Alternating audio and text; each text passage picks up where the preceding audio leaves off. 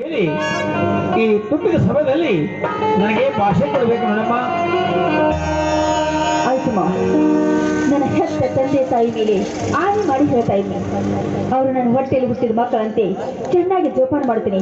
ತೆಗೆದುಕೊಳ್ಳಿ ಮಾವ ಈ ನನ್ನ ವಚನವನ್ನು. ಆಗಲಮ್ಮ.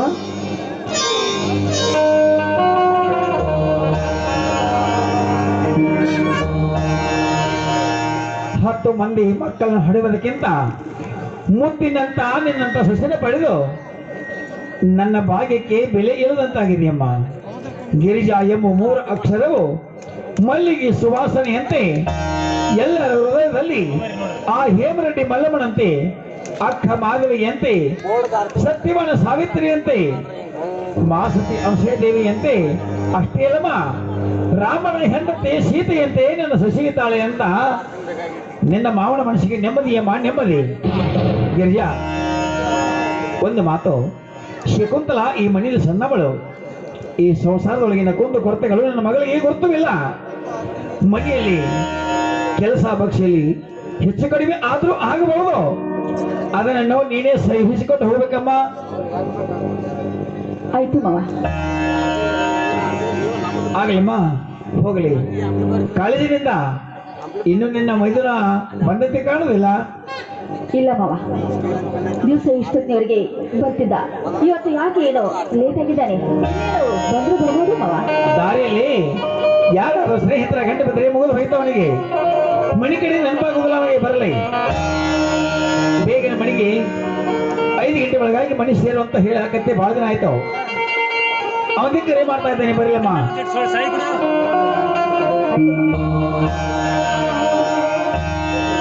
ನೋಡಿಯಪ್ಪ, ಇವತ್ತು ಮಾತ್ರ ನನಗೆ ತುಂಬಾ ಸಂತೋಷವಾಗಿದೆ ನೋಡಿಯಪ್ಪ.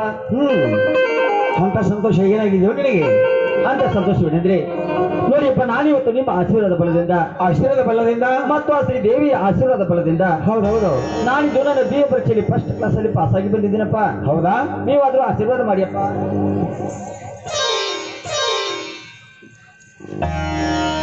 ಮಗು ಬರ್ಬೇಕರ, ನನಗೆ ಆಶೀರ್ವಾದ ಮಾಡೋಕ್ಕಿಂತಲೂ ನೋಡಿ, ಆದಿಶಕ್ತಿ ಎಂದೇ ಅವತರಿಸಿದಂತೆ ನಿನ್ನ ಅತ್ತಿಗೆ ಎದುರು ನಿಂತಾಗ ಅವಳಿಗೆ ನಮಸ್ಕಾರ ಮಾಡುವುದಿಲ್ಲೇನೋ? ಓಹೋ, ಅತ್ತಿಗೆ ಕೂಡ ಇಲ್ಲೇ ಇದ್ದಾಳಲ್ಲಪ್ಪ. ಮತ್ತೆ ನೋಡ ಮಾತಿಗೆ, ನಿನ್ನ ಅಂತ ಕರುಣೆಯ ಪ್ರಭಾವದಿಂದ ಮತ್ತು ನೀನು ದಿನಾಲು ಮಾಡುತ್ತಿರುವ ದೇವರ ಪೂಜೆಯ ಪ್ರತಿಫಲದಿಂದ ನಾನಿಂದು ನನ್ನ BA ಪರೀಕ್ಷೆಯಲ್ಲಿ ಫಸ್ಟ್ ಕ್ಲಾಸ್ ಅಲ್ಲಿ ಪಾಸ್ ಆಗಿ ಬಂದಿದ್ದೇನಮ್ಮ. ಅತ್ತಿಗೆ, ತಾಯಿ ಸ್ವರೂಪಿ ಆದ್ರೆ ನೀನಾದ್ರೂ ನನಗೆ ಆಶೀರ್ವಾದ ಮಾಡ.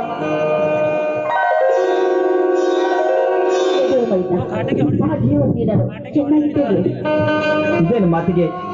ಪ್ರತ್ಯಕ್ಷವಾಗಿ ಬಂದು ದೇವಿಯಂತೆಯೇ ನನ್ನ ಎದುರು ನಿಂತುಕೊಂಡು ಬಾ ಕಂದ, BA ಪಾಸಕ್ಕೆ ಬಂದು ಯಾರಿಂದ ಇಷ್ಟೊಂದು ಪ್ರೀತಿ ಅಬ್ಬರದಿಂದ ಅಪ್ಪಿಕೊಳ್ಳುತ್ತಿರುವಾಗ ಆ ಕಟ್ಟು ಹಾಕಿದ್ದ ಹಾಳೆ ಗೊಂಬೆಯಲ್ಲಿ ನನಗೆ ಆಶೀರ್ವಾದವನ್ನು ಮಾಡುವ ಶಕ್ತಿ ಏನಿದೆ ಮಾತಿಗೆ? ಏನಿದೆ? ಅದು ಬರೀ ಕಟ್ಟು ಹಾಕಿದ್ದ ಹಾಳೆ ಗೊಂಬೆ ಮಾತ್ರ. ನನಗೆ ನಿಜವಾದ ದೇವರು ನೀನು ಅತ್ತಿಗೆ, ನನಗೆ ನಿಜವಾದ ದೇವರು ತಾಯಿ ನೀನು. ಮಗು ಬರ್ಬೇಕರ, ಕಟ್ಟು ಹಾಕಿಸಿಟ್ಟ ಹಾಳೆ ಗೊಂಬೆ ಆದರೂ ಏನಾಯ್ತೋ? ನಂಬಿಕೆಯಿಂದ, ವಿನಯದಿಂದ, ಭಕ್ತಿಯಿಂದ ಪೂಜಿಸಿದರೆ ಬೇಡಿದರೆ ಕೊಡು ಶಕ್ತಿ ಆ ಗೊಂಬೆಯಲ್ಲಿದೆ. ಹೌದೇನಪ್ಪ? ಮಗು ಬರ್ಬೇಕರ, ನಿನ್ನಂತೆ ನಿನ್ನ ಅತ್ತಿಗೆ ಮನುಷ್ಯನಲ್ಲವೇ? ಹೌದಪ್ಪ, ನನ್ನಂತೆ ಈ ನನ್ನ ಅತ್ಯಮ್ಮವನು ಮನುಷ್ಯರು ನಿಜವ. ಆದ್ರೆ ಆ ಶ್ರೀದೇವಿಯ ನಿಜರೂಪನ್ನೇ ದಾರಿ ಎಳೆದು ನಮ್ಮ ಬಡವರ ಮನೆಯನ್ನು ಉದ್ಧಾರ ಮಾಡಲು ಹುಟ್ಟಿ ಬಂದ ಭಾಗ್ಯದ ಲಕ್ಷ್ಮಿಯಪ್ಪ ಈ ನನ್ನ ಅತ್ತಿಗೆ. ಹೌದೌದು ಅಪ್ಪ, ಮಗು, ನಾನು ಕೇವಲ 4 ವರ್ಷದ ಮಗು ಇದ್ದಾಗಲೇ ನಾನು ಕೇವಲ 4 ವರ್ಷದ ಮಗು ಇದ್ದಾಗಲೇ ನನ್ನ ಹೆತ್ತ ತಾಯಿಯನ್ನೇ ಕಳೆದುಕೊಂಡ ಅನಾಥನಪ್ಪ ನಾನು. ಆ ಬೆಳಿಗ್ಗೆಯಿಂದ ಆ ಕ್ಷಣದಿಂದ ಹಿಡಿದುಕೊಂಡು ಇಲ್ಲಿವರೆಗೆ ಈ ನನ್ನ ಅತ್ತಿಗೆ ನನಗೆ ಬರೀ ಅತ್ತಿಗೆ ಆಗದೆ ನನ್ನ ಹೆತ್ತ ತಾಯಿಯಾಗಿ ನನ್ನ ಜೋಪಾನ ಮಾಡಿಕೊಂಡು ಬಂದಿದ್ದಾಳೆ ಅಪ್ಪ. ಸರಿ ಮಗು. ಅಪ್ಪ, ಮಗು, ನನ್ನ ತಾಯಿಯನ್ನೇ ಕಾಣದ ನನಗೆ ಆ ನನ್ನ ತಾಯಿಯ ಪ್ರೀತಿ, ಪ್ರೇಮ, ವಾತ್ಸಲ್ಯ ಮತ್ತು ಅಂತಃಕರಣದ ಹೃದಯ ಹೇಗಿರುತ್ತದೆ ಎಂಬುದನ್ನು ಈ ಮನೆಗೆ ಸೊಸೆಯಾಗಿ ಬಂದ ಈ ನನ್ನ ಅತ್ತಿಗೆ ಮನೆಯನ್ನು ನನಗೆ ತೋರಿಸಿಕೊಟ್ಟಿದ್ದಾಳೆ ಅಪ್ಪ. ಸರಿ ಮಗು. ಅಂದ ಮೇಲೆ ಇಂತಹ ಮಾತ್ರ ಹೃದಯ ತುಂಬಿಕೊಂಡ ನನ್ನ ಅತ್ತಿಗೆಗೆ ಮನಸ್ಸಿಗೆ ನೋವಾಗುವ ರೀತಿ ನಾನು ಯಾವತ್ತಾದ್ರೂ ನಡೆದುಕೊಳ್ಳುವುದಂತೆ ಬೇಡಪ್ಪ ಬೇಡ. ಈ ನನ್ನ ಜನ್ಮೆಯವರೆಗೆ ಈ ನನ್ನ ಅತ್ತಿಗೆಯನ್ನು ನನ್ನ ಹೆತ್ತ ತಾಯಿಯನ್ನು ತಿಳಿದು ದಿನಾಲು ಅವಳ ಪಾದ ಪೂಜೆ ಮಾಡುವನಪ್ಪ, ಪಾದ ಪೂಜೆ ಮಾಡುವೆ. ಹಾಗೆಲ್ಲ ಮಾತಾಡಬೇಕಪ್ಪ, ಅದು ನನ್ನ ಮಾಡೋ ಕರ್ತವ್ಯ, ನಾನು ಮಾಡಿದ್ದೇನೆ. ಹೌದೇನಮ್ಮ ಅತ್ತಿಗೆಮ್ಮ, ಪ್ರತಿಯೊಂದು ಮನೆಯಲ್ಲಿ ಮನೆ ಬೆಳಗುವ ನಿನ್ನಂತ ಸೊಸೆ ಇದ್ದರೆ ನಮ್ಮಂತ ಅನಾಥ ಮಕ್ಕಳಿಗೆ ಅನಾಥರೆಂಬ ಭಾವನೆ ಬರುವುದಿಲ್ಲ ಅತ್ತಿಗೆಮ್ಮ, ಭಾವನೆ ಬರುವುದಿಲ್ಲ.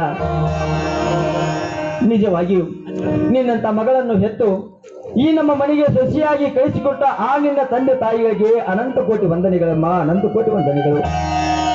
ಹೋಗಿ ಬಿಡಮ್ಮ. ಅಪ್ಪ, ನಾನು ಬಂದು ಇಷ್ಟಾದ್ರು ಅಣ್ಣ ಇಲ್ಲಿ ಕಾಣ್ತಿಲ್ವಲ್ಲ, ಇನ್ನೂ ಹೊಲದಿಂದ ಬಂದಿಲ್ಲೇನಪ್ಪ? ಹೊಲಕ್ಕೆ ಹೋಗಿದ್ದಾನೆ. ಹೊಲದಲ್ಲಿ ಅನೇಕ ನಮ್ಮ ಕೆಲಸ ಇರ್ತವೆ, ಎಲ್ಲ ಮುಗಿಸಿ ಬರ್ಬೇಕಾದ್ರೆ ಸಮಯ ಹೋಗಲ್ಲ. ಹೌದಪ್ಪ, ಎಷ್ಟರೆಲ್ಲ ಬರ್ಬೋದು. ಬರ್ಲಿಯಪ್ಪ. ಅಣ್ಣ ಬಂದ ನಂತರ ನಾನು ಪಾಸ್ ಆದ ವಿಷಯ ತಿಳಿಸಿದ್ರೆ ಅದೆಷ್ಟು ಸಂತೋಷ ಪಡ್ತಾನೆ ಏನೋಪ್ಪ ಅಣ್ಣ. ಹೌದೌದು, ಬರ್ಲಿಯಪ್ಪ. ಬರಲಿ, ಆ ವಿಷಯವನ್ನು ಮನೆಯ ಮುಂದೆ ಹೇಳದಂತೆ. ಆಗ್ಲಿಪ್ಪ. ಅಪ್ಪ, ಅಣ್ಣನೇ ಬಂದಂತಾಯ್ತು ನೋಡಪ್ಪ. ಹಾ, ಹೌದೇನೋ? ಓ ಪ್ರಭಾಕರ, ಅಣ್ಣ ಯಾವಾಗ ತಾನೇ ಬಂದಪ್ಪ ಕಾಲೇಜಿನಿಂದ? ಈಗ ತಾನೇ ಬಂದೇನ. ಬರುವ ಮುನ್ನ ಆನೆಗೊಂದು ಸಂತೋಷದ ಸುದ್ದಿಯನ್ನೇ ತಂದಿದ್ದೇನಣ್ಣ. ಹೌದಮ್ಮ. ಹೌದಪ್ಪ ಅಣ್ಣ, ಅದೇನೆಂದ್ರೆ ಇಲ್ಲಿವರೆಗೆ ನೀನು ನನ್ನನ್ನು ಬಡತನದಲ್ಲಿ ಕಷ್ಟಪಟ್ಟು ಓದಿಸಿದ್ದಕ್ಕೂ ಸಾರ್ಥಕವಾಗಿದೆಯಣ್ಣ. ಆ ನಿನ್ನ ದುಡಿಮೆಯ ಪ್ರತಿಫಲದಿಂದ ನಾನಿದು ನಿನ್ನ ಆಸೆಯಂತೆ ನನ್ನ ಬಿ ಎ ಪರೀಕ್ಷೆಯಲ್ಲಿ ಫಸ್ಟ್ ಕ್ಲಾಸ್ ಅಲ್ಲಿ ಪಾಸ್ ಆಗಿ ಬಂದಿದ್ದೇನಣ್ಣ. ನೀನಾದ್ರೂ ಆಶೀರ್ವಾದ ಮಾಡ. ಏನೋ ಪ್ರಭಾಕರ, ದೇವರಿಗೆ ಒಳ್ಳೆದನ್ನು ಮಾಡಲಿ. ನೋಡು ಪ್ರಭಾಕರ ಅಣ್ಣ, ಬೇಗನೆ ನೌಕರಿ ದೊರಕಿದರೆ ನಮಗಿಂತ ಬಡತನ ಸ್ವಲ್ಪ ಕಡಿಮೆ ಆಗಿತ್ತು. ನನ್ನ ತಮ್ಮ ತಹಸೀಲ್ದಾರಬೇಕು, ಮತ್ತು ನನ್ನ ತಂಗಿ ಮದುವೆ ಶಕುಂತಲೆ ಮದುವೆಯಿಂದ ಭರ್ಜನೆ ಮಾಡಬೇಕಂದು ಕನಸು ಮಾಡ್ತಿದ್ದೇನೆ. ನೋಡಣ್ಣ, ನೀನು ಮತ್ತು ಈ ನನ್ನ ಅತ್ತಿಗೆ ಸಾಕ್ಷಾತ್ ಆ ಪಾರ್ವತಿ ಪರಮೇಶ್ವರ ನಿಜ ಪುಣ್ಯಧಾರೆ ಎಂದು ನಮ್ಮ ಬಡವರ ಮನೆಗೆ ಹುಟ್ಟಿ ಬಂದು ನಿಂತಿದ್ರ ಅಂದ ಬಳಿಕ ನೀನಾದ ವಾಣಿ ಯಾವತ್ತಾದರೂ ಸುಳ್ಳಾಗುತ್ತದೆ ನನ್ನ? ಇಲ್ಲಣ್ಣ, ಒಂದು ದಿನ ನೀನಾಡಿದ ಮಾತು ಖಂಡಿತ ನಡೆಯುವ ಕಾಲ ಬಂದೇ ಬರುವುದು. ನೋಡು ಪ್ರಭಾಕರ, ಎಲ್ಲಿಯಾದರೂ ನೌಕರಿಗೆ ಅರ್ಜಿ ಹಾಕು. ಹೌದಣ್ಣ, ದೇವರು ನೀವು ಒಳ್ಳೆದನ್ನು ಮಾಡ್ತಾನೆ. ಹೌದಣ್ಣ, ನೀನು ಹೇಳಿದ ಹಾಗೆ ನನಗೆ ಬೇಗನೆ ಒಂದು ನೌಕರಿ ಅಂತ ದೊರೆತು ಬಿಟ್ರೆ ನಮ್ಮ ಬಡತನ ಸ್ವಲ್ಪ ನಮ್ಮಿಂದ ದೂರ ಆಗಬಹುದು. ಅದು ಅಲ್ಲದೆ ನೀನೊಬ್ಬನೇ ದಿನಾಲು ನಮ್ಮೆಲ್ಲರಿಗೋಸ್ಕರ ಆ ಕೊಪ್ಪಿದ್ದ ಶ್ರೀಮಂತರಲ್ಲಿ ಕಷ್ಟಪಡುವುದನ್ನು ಕಂಡ್ರೆ ಅಣ್ಣ ನನ್ನ ಕರುಣ ಕತ್ತರಿಸಿದಂತಾಗುವುದು. ಬಡವರಾಗಿ ಹುಟ್ಟಬಾರದನ್ನ ಈ ಭೂಮಿಯಲ್ಲಿ ಬಡವರಾಗಿ ಹುಟ್ಟಬಾರದು. ನಮ್ಮಂತ ಬಡವರಿಗೆ ನೌಕರಿ ಸಿಗಬೇಕಾದ್ರೆ ಇವತ್ತಿನ ಕಾಲದಲ್ಲಿ ಬೇಕಾದಷ್ಟು ಲಂಚ ಕೊಡಬೇಕು. ಆದರೆ ಒಪ್ಪತ್ತಿನ ಊಟಕ್ಕೂ ಕೂಡ ಗತಿ ಇಲ್ಲದ ಈ ನಮ್ಮ ಬಡತನದಲ್ಲಿ ಅಷ್ಟೊಂದು ಲಂಚವನ್ನು ಕೊಟ್ಟು ನನಗೆ ನೌಕರಿ ದೊರಕಿಸಿಕೊಳ್ಳಲು ಸಾಧ್ಯವಾಗುತ್ತೇನೆ. ಒಟ್ಟಿನಲ್ಲಿ ಲಂಚವನ್ನು ಕೊಡದೆ ನನಗೆ ನೌಕರಿ ಸಿಗುವುದು ದುರ್ಲಭ. ನೋಡು ಪ್ರಭಾಕರ, ನಿನಗೆ ನೌಕರಿ ಸಿಗುತ್ತದೆಂದರೆ ನಮಗಿಂತ 4 ಗಂಟೆಯನ್ನು ಮಾನವ ತಂದು ಕೊಡ್ತೇವೆ. ಯಾವುದಕ್ಕೂ ಓದುವುದನ್ನು ನಿಲ್ಲಿಸಬೇಡ. ಇದೇ ನನ್ನ ನೌಕರಿ ಸಲುವಾಗಿ ನಮಗೆ ಆತರವಾಗಿದ್ದ 4 ಎಕರೆ ಜಮೀನು ಮಾರಲು ನೀನು ಸಿದ್ಧನಾದೀಯ. ನಿನ್ನದಂತಹ ವಿಶಾಲವಾದ ಮನಸ್ಸನ್ನ ನಮ್ಮಿಬ್ಬರ ತಾಯಿಗಳು ಬೇರೆ ಬೇರೆ ಆದರೂ ಕೂಡ ಈ ಒಂದೇ ತಂದೆಯ ರಕ್ತದಿಂದ ಹುಟ್ಟಿ ಬಂದ ನೀನು ನೋಡುವರ ಕಣ್ಣಿಗೆ మన ತಾಯಿ ಮಕ್ಕಳೆಂಬ ಧೋರಣೆ ಬರಬಾರದು ಎಂದು ನಾವಿಬ್ಬರು ಒಂದೇ ತಾಯಿ ಮಕ್ಕಳಂತೆ ನನ್ನ ಪ್ರೀತಿಯಿಂದ ಅಪ್ಪಿಕೊಳ್ಳುತ್ತಿದೆಯಲ್ಲ. ನಿಮ್ಮಂತ ಅಣ್ಣ ಅತ್ತಿಗೆಯನ್ನು ಪಡೆದದ್ದು ನನ್ನ ಪೂರ್ವಜನ್ಮದ ಪುಣ್ಯ. ಮಗು ಪ್ರಭಾಕರ, ನೋಡು, ಆಸ್ತಿಕ್ಕಿಂತ ಹೋಗಿ ನೌಕರಿ ದೊರೆತರೆ ಅದೇ ಆಸ್ತಿದಂತೆ ಆಗುವುದೇ ಹೌದಿಲ್ಲ? ಮೊದಲು ಆ ದೇವಿಯ ದಯಾ ದೃಷ್ಟಿಯಿಂದ ಆ ದೇವರಿಗೊಂದು ನೌಕರಿ ದಯಪಾಲಿಸಲಿ. ದೇವರು ಮುಂದೆ ಒಳ್ಳೆಯದೇ ಮಾಡ್ತಾನೆ, ಯೋಚನೆ ಮಾಡಬೇಡಪ್ಪ. ಹೌದು ಮೈದ, ಶ್ರೀಮಂತಿ ಎಂಬುದು ಮಧ್ಯಾಹ್ನ ಬಿಸಿಲಿದ್ದಂತೆ. ನೋಡು, ಹೇಗೆ ಆಗಲಿ ನಿನಗೊಂದು ನೌಕರಿ ಸಿಕ್ಕರೆ ನನ್ಗೆ ಅದಕ್ಕಿಂತ ಸಂತೋಷ ಬೇರೆ ಏನಿಲ್ಲಪ್ಪ. ಅತ್ತಿಗೆಮ್ಮ, ಈ ನನ್ನ ತಾಯಿಯ ಹಾರಕ್ಕೆ ಯಾವತ್ತಾದರೂ ಸುಳ್ಳಾಗಬಹುದೇನಮ್ಮ? ಈ ನಿನ್ನ ಬಾಯಿಂದ ಅಮೃತವಾಣಿ ಬಂದಿದೆ ಎಂದ ಬಳಿಕ ನನಗೆ ಖಂಡಿತ ನೌಕರಿ ಸಿಗುತ್ತದೆ. ನಡಿಯಮ್ಮ, ಇದೇ ಸಂತೋಷದಲ್ಲಿ ನೀವು ಊಟಕ್ಕೆ ಬಡಿಸುವಂತೆ. ನಡಿಯಮ್ಮ. ತಂಗಿ ಶಕುಂತಲ ಇನ್ನು ಮರೆತು ಬಿಟ್ಟಿದೆಯಲ್ಲಪ್ಪ, ಅವಳೇನು ಕಾಲೇಜಿಂದ ಬಂದಿದ್ದೇನಮ್ಮ? ಮನೆಯಲ್ಲಿ ಸೇರಿದ ಎಲ್ಲರೂ ಸೇರಿ ಊಟ ಮಾಡೋಣ. ಯಾಕಮ್ಮ ಇವತ್ತು ಸೇಡಿಗೆ ಮಾಡ್ತೀಯಾ? ಅದು ನಿನ್ನ ಮೈದನ ಪಾಸನಗೋಸ್ಕರ ಸೇಡಿಗೆ ಮಾಡ್ತೀಯಾ? ಬಹಳ ಸಂತೋಷ. ಈಗ ನನ್ನ ಮಗಳಿಗೆ ಶಕುಂತಲ ಬಿಟ್ಟು ನೀವು ಊಟ ಮಾಡಿದ್ರೆ ಮನೆಗೆ ಬಂದು ಜಗಳ ತೆಗಿವಳು. ಮೊದಲು ಕಾಲೇಜಿಂದ ಬರಲಿ, ಆಮೇಲೆ ಊಟ ಮಾಡಿದ್ರೆ ಆಯ್ತು. ಅವಳನ್ನು ಬಿಟ್ಟು ಊಟ ಮಾಡಿದ್ರೆ ಮನೆಗೆ ಬಂದು ಮೊದಲೇ ಊಟಕ್ಕಿಂತ ಎಲ್ಲರಿಗೆ ಅಂತ ಮುಂದೆ ಇರೋ ಆನನ ಮುದ್ದು ತಂಗಿ ಶಪಥ ನೋಡಮ್ಮ. ಅವಳು ಬಂದ ನಂತರ ಎಲ್ಲರೂ ಕುಡ್ಕೊಂಡು ಊಟ ಮಾಡಿದ್ರೆ ಆಯ್ತಪ್ಪ. ಅಲ್ವೇನಲ್ಲ? ಹೌದಣ್ಣ ಪ್ರಭಾಕರ, ಮೊದಲಾಗಿ ಶಕುಂತಲ ಬಹಳ ಹಠವಾಗಿ. ಹೌದಣ್ಣ ಹೌದಣ್ಣ. ಬಂದ ಮೇಲೆ ಮಾಡೋಣ. ಅಲ್ಲ ತಂಗಿ ಶಕುಂತಲೆ ಬಂದಂತಾಯ್ತು ನೋಡೋಣ.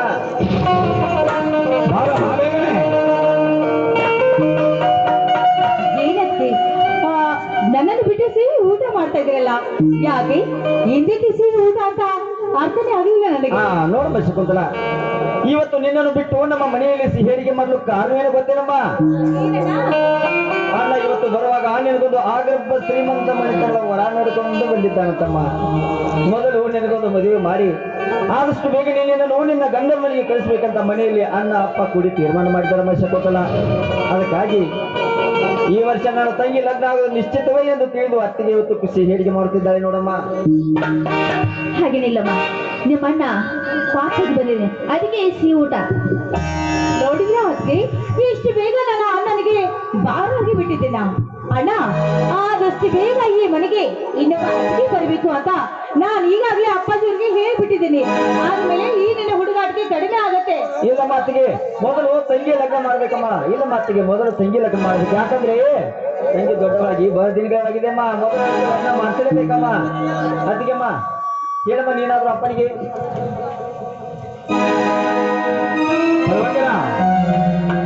ಶಕುಂತಲ, ಹೇಳಿ ಅಪ್ಪಾಜಿ. ನೋಡು, 10-12 ವರ್ಷ ಪರ್ಯಂತ ಕಾಲೇಜ್ ಹೋದ್ರೆ ಒಂದು ಪಾಸ್ ಆಗಿ ಬರಲಿಲ್ಲ. ಇವತ್ತು ಪಾಸ್ ಆದದ್ದು ಯಾರಿಗೋಸ್ಕರ ಗೊತ್ತಾ? ಯಾರಿಗೋಸ್ಕರ ಅಪ್ಪಾಜಿ?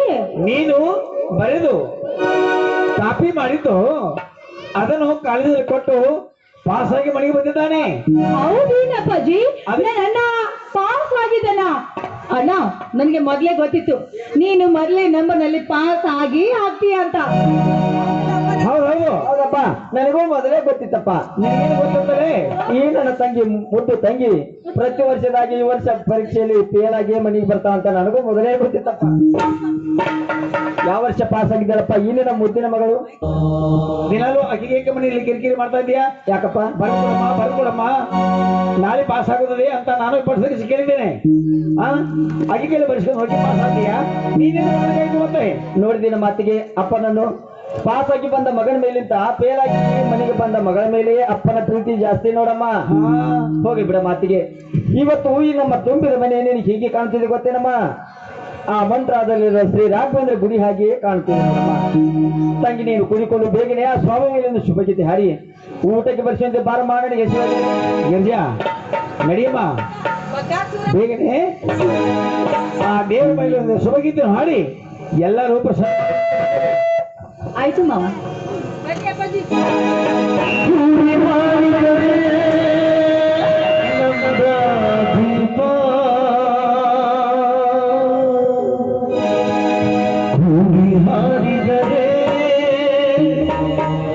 ಸ್ವರ್ಗದ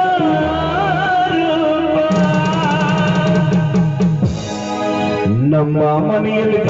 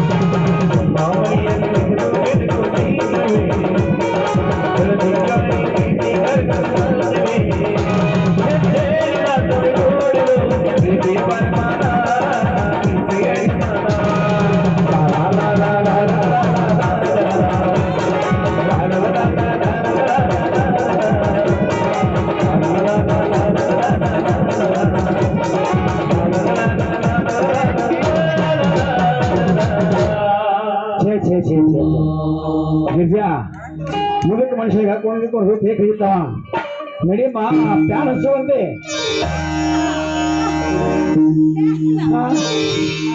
ಬಸವರಾಜ ತೋಟದಲ್ಲಿ ತುಂಬಾ ಕೆಲಸ ಇದೆ ಎತ್ತುಗಳು ಕೊಳೆ ಕಟ್ಟಿಕೊಂಡು ನಿನ್ನ ಹೆಂಡತಿನ ಗಾಡಿಯಲ್ಲಿ ಕುಣಿಸಿಕೊಂಡು ಹೊಲದ ಕೆಲಸಕ್ಕೆ ಹೋಗುವಂತೆ ಬೇಗ ನಡೆಯೋ ಆಯ್ತಪ್ಪ ಹೊಸದಾಗಿ ಹೆಂಡತಿ ಬಂದ ಅಂದ್ಕೊಳ್ಳಿ ಹುಡುಗಂಡು ಮಾಡಿದ ಮುಂದೆ ಕೊಡಬಾರ್ದು ಇಲ್ಲಪ್ಪ ತುಂಬಾ ಕೆಲಸ ಇದೆ ಗೊತ್ತಾ ಒಟ್ಟ ಇಷ್ಟ ಗೊತ್ತಪ್ಪ ಬುದ್ಧಿ ಅನ್ನೋದಿದೆಯಾ ಏನು ಅಪ್ಪಾಜಿ ಹೋಗುವಂತ ಅಂದ ತಕ್ಷಣ ಹೊರಟೆ ಬಿಟ್ಟಲ್ಲ ಏನಾದ್ರೂ ರೋಮ್ಯಾನ್ಸು ಗಿಮ್ಯಾನ್ಸು ಹಾಡು ಆ ಮನಸ್ಸು ಈ ಮನಸ್ಸು ಬೇಡಮ್ಮ ಅವರಿಬ್ರು ಇಬ್ರು ಎತ್ತುಗಳು ಕೊಳ ಕಟ್ಟಿಕೊಂಡು ಹೊರಗೆ ಹೋಗ್ಲಿ ತುಂಬಾ ಕೆಲಸ ಇದೆ ಹೊಲದಲ್ಲಿ ಯಾಕೆ ಶಿವಪೂಜೆಯಲ್ಲಿ ಕಾಯ್ದೆ ಬಿಟ್ಟಾಗೆ ಯಾಕಪ್ಪಾಜಿ ನಡು ಏನೇನು ಮಾತಾಡ್ತಾ ಇದ್ರೆ ನೀವು ಬನ್ನಿ ನೋಡಿ ನಿಮ್ಗೆ ಹೊಟ್ಟೆ ಹಚ್ಚಿದೆ ಅಂತ ಕಾಣತ್ತೆ ನಾನು ನಿಮ್ಗೆ ಊಟ ಬರ್ತೀನಿ ಸ್ವಲ್ಪ ಅವ್ರನ್ನ ಫ್ರೀ ಆಗಿ ಬಿಟ್ಬಿಡಿ ಅಪ್ಪಾಜಿ ಗಿರ್ಜಾ ಬನ್ನಿ 5 ನಿಮಿಷದಲ್ಲಿ ಬರ್ತೇವೆ ಅಂತ ಹೇಳ್ತಾನೆ ಹುಡುಗಾಟ ಮಾಡ್ತಾ ಗಂಡತಿ ಬಳಿ ಕೂತ್ಬೇಡ್ರಿ ಬುತ್ತಿ ಮಾಡಿ ಕಟ್ಟಿಕೊಂಡು ಗಾಡಿ ಒಳಗೆ ಕಟ್ಟಿಕೊಂಡು ಹೊರಗೆ ಹೋಗ್ರಿ ಇರುತ್ತೆ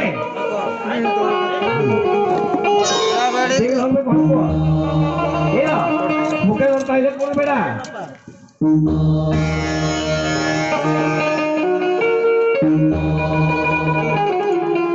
ಏನು ಹುಡುಗಾಟ ಮಾವನ ಮಂದಿ ಹಾಗೆ ಹೇಳ್ತಾರೇನು ಬನ್ನಿ ಎಲ್ಲರೂ ಸೇರಿ ಊಟ ಮಾಡೋಣ ನೋಡಿ ಗಿರ್ಜಾ ಊಟವನ್ನು ಒಂದೊಂಥರ ಮಾಡಲಾಯ್ತು ಇವಾಗ ಏನ್ ಮಾಡೋಣ ಅಂತೀರಾ ಹಾ ಈಗಿನ ಸುಮಧುರ ಕಂಠದಿಂದ ಒಂದು ಕವನದ ಆಗೈತ್ರಿ ಕವನ